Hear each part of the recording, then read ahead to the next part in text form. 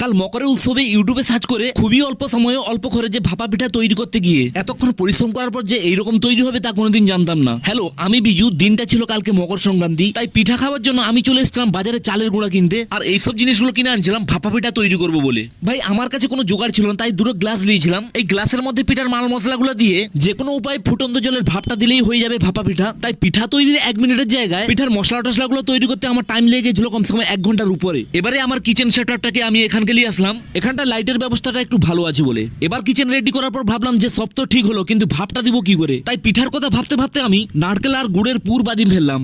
ভাই ভিডিও দেখে আমি মাঝখানটায় ফেসে গেছি। সেখানটায় পিঠা ভাপ দেওয়ার সিস্টেমটা একটু অন্যরকম ছিল, যেটা আমার কাছে নাই। তাই মনে পড়ে গেলো আমার সেই পুরনো কথা। আমার দোকানের মশলা রাখার জন্য আমি কিনে আনেছিলাম খুব ছোট ছোট বাটির সমেত এই স্টিলের জায়গাটা। এবারে এই বাটিগুলাকে নিয়ে কোনো দেশি জোগাড় লাগিয়ে মালটাকে বানাতে হবে। হঠাৎ আবার দেখি কারেন্ট চলে যায়, তাই সবকিছু আবার বাইরে বার করে নিয়ে আসলাম। এবার ভাবলাম শালা মোমোটাও তো আমি ভাপে তৈরি করি, আর আমার কাছে আছে তো বড় বড় মোমো মেকার। তাই মোমো যেহেতু জলের ভাপে তৈরি হচ্ছে, তাই ভাপা পিঠার মশলাগুলো এই বাটির মধ্যে ঢুকে বসে দিলে তো নিশ্চয়ই হয়ে যাবে। কথায় আছে না, যে কোনো জিনিস শিখার আগে একটা গুরু দরকার হয়। শুধুমাত্র যে মোবাইল দেখে প্রথমবার বানালে যে তুমি সঠিক হবে সেটা কিন্তু নয়। তো এই শিক্ষাটা কিন্তু আজকে আমার হয়েছে। চালের গুঁড়াটাকে তো আমি হালকা জল দিয়ে মাখিয়ে রেডি করে নিয়েছি ঠিকই, কিন্তু এই বাটিগুলোর মধ্যে সবকিছু ভরানোর সময় হাতে প্রেসার দিয়ে যে জাঁক দিতে নেই সেটা কিন্তু আমি জানতাম না। প্রথমে অল্প চালের গুঁড়ি, তারপরে নারকেলের পুর, তার উপরে আবার চালের গুঁড়ি দিয়ে মিক্স করে আমি বাটির মধ্যে ঢুকে জাঁক দিয়ে দিয়েছিলাম। এই দেখো আমি এমন ভাবে জাঁক দিয়েছি যে বাটি উল্টালেও আর মাল পড়ছে না। এরকম প্রেসারে জাঁক দিয়ে দিলে কিন্তু কোনোদিন ভাপা পিঠা তৈরি হবে না। সেটা তো প্রথম আমি জানতামই না। সবগুলো রেডি করার পর আমি এটার মধ্যে উল্টে উল্টে বসে দিয়েছি। ফাইনালি আমি গরম চাও রেডি করে নিয়েছি ভাপা পিঠার সঙ্গে এনজয় করতে।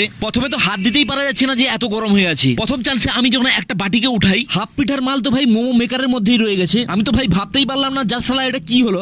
একটা হয়তো কোনো কারণে মিস্টেক হয়ে গেছে, কিন্তু পরের বাটিটাও যখন আমি উল্টাই চালের গুঁড়ি সমেত বেরিয়ে আসছে। ভাই আজ মেরে সাথ ऐसा क्या हो रहा है कुछ समझ में नहीं आ रहा है। তাই আর বাটিগুলো উঠিয়ে তোমাদেরকে দেখালে আমাকে নিজেকে লজ্জা লাগবে। এগুলোর মধ্যে এখন একটু টেস্ট করে দেখি কেমন হয়েছে। মোটামুটি উপরের দিকটা একটু হয়েছিল ভালো, আর ভিতরের দিকটা যেমন বসেছিলাম তেমনি আছে। যাই হোক, একটু কাঁচাটাকে খেয়ে আমাকে মনটাকে শান্তি করতে হবে। মকর সংক্রান্তি বলে কথা, তাই আজকের রাতে পিঠা না খাইলে আত্মা শান্তি হয় না।